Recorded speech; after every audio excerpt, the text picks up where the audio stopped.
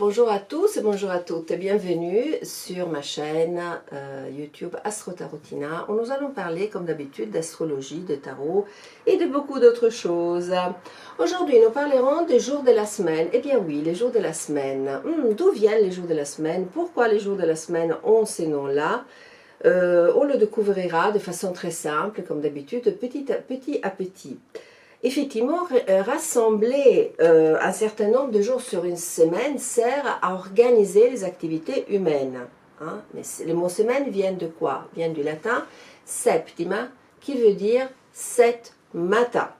Voilà. Et dans le bassin de la Méditerranée, dans l'Antiquité, que ce soit dans la Grèce antique, que ce soit aussi en Égypte, on ne comptait pas sur la base de 7, on comptait sur la base de 10, probablement parce que nous avons 10 doigts, 5 et 5, des doigts dans les mains, des deux mains.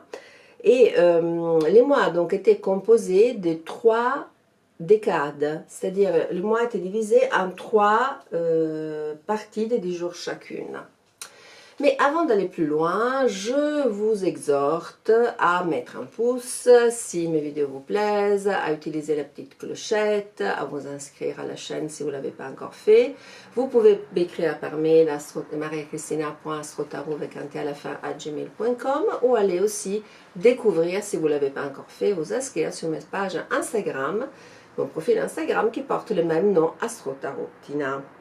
Bon, mais pourquoi on est passé donc à une semaine donc de 7 jours? L'origine n'est pas dans les bassins de la Méditerranée cette fois-ci, il faut aller un peu plus loin, il faut aller chercher du côté de la Mésopotamie, c'est-à-dire l'actuel Irak, à peu près à 3000 ans avant Jésus-Christ, donc vraiment très loin dans les temps, où les populations nomades utilisaient les calendriers lunaires pour rythmer leurs activités. Et pourquoi les calendriers lunaires? Parce que comme la lune change de phase à peu près tous les 7 jours, voilà, c'était simple pour eux de se caler sur ce rythme-là pour organiser les activités et le rythme de vie. Donc c'était naturel, quelque chose de naturel.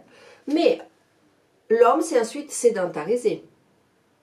Donc, avec la sédentarisation, les calendriers lunaires en soi-même étaient moins intéressants, sauf pour les récoltes, si vous voulez, et d'autres activités. Mais petit à petit, les hommes sont passés sur un rythme qu'on appelle annuel, c'est-à-dire plutôt lié au soleil, c'est-à-dire plutôt lié aux saisons, parce que nous sommes en Mésopotamie comme nous, dans un climat tempéré, c'est-à-dire dans la partie dans l'hémisphère qui est marqué par la succession des quatre saisons. En revanche, la tradition de la semaine de 7 jours vient de là, c'est-à-dire nous l'avons quelque part gardée. Mais alors, allons voir pourquoi les jours s'appellent comme ça. Bon, encore une fois, nous allons chercher chez les premiers astronomes qui divisaient donc les astres en 2 catégories. D'un côté, les astres fixes, c'est-à-dire ceux qui ne se déplacent pas les uns par rapport aux autres, qui gardent toujours la même distance, la même position, quelle que soit la période de l'année ou la nuit, le jour ou la nuit. Donc, ce sont ce que nous appelons les étoiles. Et ensuite, nous avons des astres qui étaient appelés errants. D'accord? Pourquoi? Parce que ces astres changent de place et de distance les uns par rapport aux autres. C'est ce que nous appelons, selon la période de l'année, le jour et la nuit. C'est ce que nous appelons, nous, les planètes. Mais le mot planète vient de quoi? Vient du grec. Planetes, qui veut dire errant. Donc, justement, la racine, l'origine et l'étymologie viennent de ça, de la caractéristique de ces astres qui se déplaçaient dans les ciels les uns par rapport aux autres. Et bien évidemment, dans l'Antiquité, on se basait sur les astres qui étaient visibles, on l'a déjà vu dans beaucoup de vidéos qu'on a fait ensemble, qui étaient visibles à l'œil nu. Et donc au fur et à mesure, ils les ont associés à des divinités, et par la suite on verra les Romains au jour de la semaine. D'ailleurs, les Chaldéens, justement on revient à notre Mésopotamie, les Chaldéens semblent avoir organisé ces 7 astres selon leur rapidité, d'accord? La rapidité dont ils voyaient leur déplacement dans les ciels, en allant des plus longs aux plus rapides, donc Saturne, Jupiter, Mars, bien évidemment, le Soleil, Vénus, Mercure, et ensuite la Lune. Et nous observons qu'à Babylone, à l'époque, ils avaient déjà réalisé, vous savez, des tablettes sur lesquelles ils inscrivaient les passages des astres, et les tablettes qu'on a encore, qu'on a retrouvées, qu'on garde encore dans des musées. Les plus connus, ce sont des tablettes astrologiques qui s'appellent Enuma Anu Enlil. Et on voit déjà que sur ces tablettes-là, les Chaldéens donc associaient par exemple Vénus à la déesse de l'amour, Ishtar, Mars, un dieu de la guerre, par exemple des enfers qui est Nergal, alors que les Assyriens, Saturne était associé à Shamash et Jupiter à une divinité très importante babylonienne qui est Marduk. Donc vous voyez que déjà l'association entre les planètes et les divinités commencent effectivement très très tôt parce que l'homme observait, sur la part de l'observation de la nature, ensuite il tirait ses conséquences. Mais comment passer à ce moment-là à l'ordre de la semaine que nous connaissons actuellement? Eh bien voilà, je dois vous montrer ceci qui s'appelle, c'est un nom savant, heptagramme. C'est-à-dire c'est une étoile à 7 branches qu'on retrouve dans beaucoup effectivement des cultures, des traditions. Et car le chiffre 7, nous savons, c'est un chiffre sacré, hein, vraiment, il est constitué de 3 plus 4, 3 souvent c'est les divinités, 4 la triade des divinités, 4 les 4 éléments, et ça donne donc la perfection divine, le chiffre 7. 7 comme les notes musicales, 7 comme les 7 planètes visibles à l'œil nu, 7 comme les 7 continents, justement les 7 jours de la semaine, les 7 chakras, les 7 archanges majeurs. Vous voyez, ça revient quand même beaucoup. Et vous voyez que les planètes, je pense que je vais essayer de m'approcher, hein, les planètes sont classées en cercle et sont classées selon l'ordre que je viens de vous décrire, l'ordre des Chaldéens, c'est-à-dire de la plus lente qui est Saturne, voilà, on remonte jusqu'à la plus rapide qui est la Lune. Vous voyez, c'est l'ordre que je vous ai décrit tout à l'heure. Et selon des explications techniques, que je ne veux pas forcément vous donner là, mais qui sont des éléments importants et qui remontent quand même à la nuit des temps, ces planètes étaient reliées de la façon suivante. À partir du Soleil, Soleil, Lune, Lune, Mars, Mars, Mercure, Mercure, Jupiter, Jupiter, Vénus et Vénus, Saturne. Et là, comme par enchantement, nous retrouvons effectivement l'ordre de la semaine tel que nous le connaissons maintenant. Ensuite, cet heptagramme-là a été réélaboré au Moyen-Âge par les alchimistes. Voilà, on pourrait en parler beaucoup plus, mais pour les jours de la semaine, effectivement, c'est intéressant de garder à l'esprit l'origine. Or, les Hébreux aussi ont parlé, se sont intéressés aux jours de la semaine. Donc, pourquoi, me direz-vous? Parce que, effectivement, c'était une organisation du temps et les informations circulaient. D'accord? Donc, on sait d'ailleurs que le Abraham de la Genèse vient de Chaldée. On sait aussi que les Hébreux avaient été en contact avec des pratiques religieuses babyloniennes pendant l'exil à Babylone. Et d'ailleurs, dans la Genèse, c'est-à-dire dans la Bible hébraïque, dans la Genèse, nous lisons que le monde a été créé en 6 jours et que par la suite, le 7e jour, c'était un jour de repos. Hein, c'était le 4e commandement du Décalogue. En fondant ainsi la pratique du Shabbat. D'accord? Sauf que dans la culture hébraïque, on ne relie pas les jours aux divinités parce que c'était interdit par la religion. Mais effectivement, dans l'Évangile, nous lisons que Jésus meurt le jour de la préparation du sabbat, c'est-à-dire le vendredi, qu'il est effectivement enterré et que par la suite reste enterré, il est mis dans un sépulcre et que par la suite reste tous les sabbats dans les sépulcres et ce n'est que le premier jour de la semaine que les femmes vont le découvrir. Et à l'époque, les premiers jours de la semaine, c'était les dimanches matins. Hein, parce qu'on verra plus tard qu'effectivement, la semaine commencera le lundi à partir uniquement du IIIe siècle. Mais alors, le lien, pourquoi les jours s'appellent comme ça? Ben, c'est les Romains qui ont décidé, oui, toujours les Romains, me direz-vous, oui, c'est un peu comme ça, qui ont décidé de relier les jours de la semaine sur la base de tout ce que je viens de vous décrire à des divinités, bien évidemment, romaines. Donc, nous allons voir que dans chaque jour de la semaine, nous trouvons la syllabe di, qui est relié au latin dies et qui veut dire donc jour. Donc je commence par le lundi, lune dies, le jour de la lune, qui donne lunedì en italien, qui donne lunes en espagnol. Donc vous voyez, nous sommes dans les cadres des langues latines. Ensuite, le mardi est martes die, le jour de Mars, ce qui donne mardi effectivement en français, martedì en italien, martes en espagnol. Mercredi, qui est le jour, mercoledì est le jour de Mercure, hein, qui donne mercredi en français, mercoledì en italien, miércoles en espagnol. Jeudi, qui est le jour de Jupiter, qui donne giovedì en italien, jueves en espagnol. Vendredi, qui est le jour de Vénus, qui donne venerdì en italien, viernes en espagnol. Et samedi, bon, samedi, on voit bien à la racine, c'est le jour du Shabbat, d'accord? Ça donne sabato en italien et le sabado en espagnol. Mais c'est aussi le jour de Saturne. Et là, on fait une incursion dans les cultures, même nordiques, qui, en réalité, utilisent leur cosmogonie, leur divinité, qui ont un nom forcément un tout petit peu différent par rapport à ceux de Romains, mais on retrouve exactement les mêmes éléments. Dans Monday en anglais, on retrouve le jour de la lune, et ainsi de suite.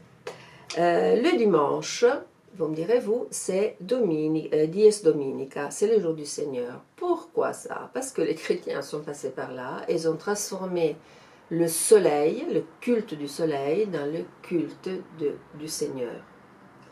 Voilà, alors que par exemple, dans les langues anglo-saxonnes, on a gardé le Sunday, qui est le jour du soleil. Voilà. Nous partons maintenant, nous faisons un petit voyage dans quelques jours de la semaine. Donc le lundi, voilà, c'est le jour de la lune. Voilà, notre lune bien-aimée, d'accord? Donc, comme je vous ai dit, la semaine commence par un lundi uniquement à partir du IIIe siècle. Et d'ailleurs, en français, moi, ça m'amuse beaucoup parce que le lundi, c'est pas un jour particulièrement agréable. D'ailleurs, quand on pose la question comment ça va, la réponse, ça peut être comme un lundi. Voilà, ça vous fait déjà comprendre comment ce premier jour de la semaine n'a pas une très très bonne réputation. Mais, donc, il est relié, nous avons dit, à la lune. La lune, c'est quoi? La lune, c'est les cycles, déjà, puis les émotions, l'intuition. Donc la lune représente aussi ce qui réconforte, les besoins fondamentaux, la façon dont nous prenons soin de nous et des autres. Eh bien, voilà, donc ce qui fait pour un lundi le jour idéal pour la méditation, pour le repos, pour être à l'écoute de ses sentiments, des sentiments des autres, par exemple pour écrire un journal intime, pour aussi effectuer une thérapie. Et la lune étant aussi la maison, le foyer, ce serait aussi la journée idéale, le lundi, pour réorganiser, pour nettoyer, pour s'occuper de votre espace. C'est un peu différent par rapport à ce que nous faisons dans notre culture actuelle. Et bien évidemment, dans les tarots, vous connaissez bien, la lune c'est la carte numéro 18. Donc c'est l'imagination, la sensibilité, le rêve, mais aussi l'obscurité, les angoisses, voilà, les émotions, la réceptivité. Ensuite, nous passons au mardi. Bon, mardi, c'est le jour de Mars. Nous avons dit, voilà notre Mars. Bien aimé, je vous montre toujours la petite carte sympathique. Donc, c'est les dieux de la guerre, d'après les Romains. Donc, Mars, c'est la planète du mouvement, de l'action, de la réaction. Donc, qu'est-ce que nous en déduisons? Que ce n'est pas les lundis, mais les mardis, que ce seraient les meilleurs jours pour commencer de nouvelles entreprises. Des entreprises qui demandent de la force, de l'engagement, ou alors c'est aussi les meilleurs jours pour une compétition, pour faire du sport, pour évacuer des énergies, pour faire avancer des projets. D'ailleurs, la planète est associée à la couleur rouge, à l'élément fer, vous voyez. Donc la carte dans les tarots, j'essaie de ne pas faire de confusion, voilà. Les cartes, je peux dire que ce sont des suggestions comme d'habitude. Hein. Après, vous pouvez approfondir par vous-même. Mais les cartes que nous pouvons relier à Mars, pourquoi pas le chariot, bien sûr, qui est la carte de l'énergie qui conduit au succès, à la victoire, la force, le triomphe, la persévérance, la lutte, la puissance. Et Mars, ici, on le voit bien, hein, il prend des initiatives, il roule, il a une grande énergie. Hein. Ensuite, nous avons la force. La force, c'est déjà le nom, c'est la force, c'est le courage, la détermination, la maîtrise, le pouvoir. Hein. Et c'est pareil, Mars ici a un goût, il se sert de sa force avec détermination pour aller jusqu'au bout de ses actions. Il y a quelque chose là, de la persévérance. Ensuite, nous passons au jour de Mercure, le mercredi. Je cherchais la petite carte de Mercure. Là, voilà, elle est là, d'accord ? Donc Mercure d'après les Romains, Hermès d'après les Grecs. Mercure pour les Romains était le dieu du commerce, des voleurs aussi, des messagers des dieux par exemple. Donc, et Mercure en soi, nous le savons comme planète, nous rappelle la logique, la communication, l'intelligence, l'esprit, la rapidité aussi, la rapidité de la pensée, la rapidité des mots. Mais aussi la clarté mentale, la concentration. Et donc toutes ces caractéristiques-là sont bien reliées à la journée du mercredi. Oui, le mercredi, ce serait un bon jour, par exemple, pour répondre à des messages, à des courriels, pour étudier, pour élaborer un plan, pour communiquer, pour avoir des conversations, pour prendre des décisions avec d'autres personnes. C'est vraiment la carte de la communication. Donc le mercredi, ce serait une bonne journée pour ça. Alors, à quoi nous le relions? Encore une fois, je me répète, ce sont des propositions. Après, vous pouvez vous-même avoir votre propre intuition et relier ces journées-là à des cartes plutôt qu'à d'autres. Donc, moi, je vous propose, pour le mercredi, je vous propose, je vais le trouver, voilà, le battleur, bien sûr. Parce que le battleur, certes, il hésite, mais c'est quand même la carte de l'intelligence rapide, dynamique, du savoir-faire, de l'ingéniosité, de l'intelligence. Il a un mouvement gestuel, vous voyez, verbal. Et là aussi, on entend une souplesse d'esprit. Il a quand même un savoir. Et puis l'autre carte, vraiment très mercurienne, hein, classique, j'ai envie de dire, c'est bien sûr l'impératrice qui a la couronne la plus grande. Donc la couronne, c'est vraiment l'élément air, c'est vraiment l'élément lié à Mercure, la lucidité, le discernement, l'intelligence, l'élévation, la communication, la sphère intellectuelle. Hein. Voilà, et puis nous terminons notre première partie de cette description par la planète, par le jeudi, voilà, qui est le jour de la planète Jupiter et du dieu Jupiter qui est Zeus, hein, d'après les Grecs. Donc nous savons que Jupiter, elle est grand bénéfique. Donc c'est la planète la plus grosse, c'est une planète gazeuse, donc il nous représente l'expansion. Donc tout ce qui est en connexion avec l'expansion, la chance, l'énergie, le rayonnement d'une personne, des finances saines, des affaires fleurissantes, c'est vraiment l'optimisme, la capacité de développer, de générer l'abondance, aussi des bons principes qui conduisent nos actions, la loi aussi d'une certaine façon. Donc le jeudi, effectivement, ce serait un jour très très approprié pour l'enseignement, pour l'apprentissage, pour approfondir vos connaissances, nos connaissances, le jour aussi de la philosophie, pour élargir notre bagage culturel, l'enseignement, je pense que je l'ai déjà dit, et même un autre point qui me paraît important, la transmission à d'autres de ce que nous avons reçu comme enseignement. La transmission est vraiment quelque chose de très important. Voilà, quelle est la carte que je relie spontanément, hein, jeudi et donc à Jupiter? Encore une fois, il peut y en avoir plusieurs, mais moi je vous propose, voilà, l'empereur. Voilà, une carte qui représente, c'est un personnage qui est assertif, autoritaire aussi, la volonté de réussir, la concrétisation. Il a réussi tous ses projets, l'énergie, la puissance, la domination aussi quelque part, la protection. Donc il est vraiment, d'après moi, lié à la planète Jupiter, qui est une planète de l'expansion, de la réussite sociale, et puis, comme je vous l'ai dit, de toutes les lois divines et terrestres. Voilà, ça c'est une première partie. Il y aura la suite dans une autre vidéo. Je termine par une pratique que je vous suggère, comme d'habitude, toutes mes vidéos se terminent par une petite pratique très humble, très simple. Je vous mets des marques du bien, regardez, bon, ça. La pratique est très simple, c'est-à-dire que maintenant que nous avons abordé un certain nombre de jours de la semaine, lundi, mardi, mercredi, jeudi, ben, pour chaque jour, vous pouvez réécouter la partie qui correspond à ce jour-là, regarder les cartes que je vous propose, un tarot, réfléchir aussi aux planètes qui seraient liées à ce jour-là, et ensuite méditer sur ça, observer ce qui surgit, des jours qui vous plaisent plus, des jours qui vous plaisent moins, les semaines se suivent mais ne se ressemblent pas, et d'ailleurs c'est la phrase avec laquelle je vous laisse. Et puis observez tout ça sans jugement, sans le juger, essayez de relier, laissez que les liens se fassent entre logique et intuition, entre raisonnement et sentiment. Et puis voilà, je vous laisse avec une phrase, les jours se suivent mais ne se ressemblent pas, qui est une phrase bien française, mais en même temps, sur la base de cette phrase, je vous laisse avec quelques phrases d'un poème de Wisława Szymborska, qui est l'une de mes poétesses préférées, qui s'appelle Jamais deux fois, voilà, et qui dit pas un des jours ne se répète, pas une nuit pareille à l'autre, ni deux baisers tout identiques, ni deux regards de l'un à l'autre. Donc que chaque jour soit différent et plein de surprises et de joie pour vous tous.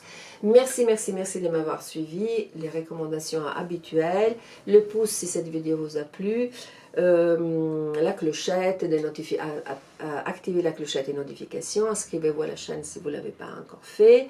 Vous pouvez m'écrire à mariacristina.astrotarot avec un T final @gmail.com et bien je répondrai voilà, à tout le monde. Si vous souhaitez approfondir ces sujets ou même lors d'un approfondissement personnel qui vous concerne directement. Et puis mon profil Insta, vous trouverez beaucoup de choses sur l'astrologie, les tarots et plein d'autres choses qui m'intéressent, qui portent le même nom, Astro Tarotina. Merci, à très bientôt.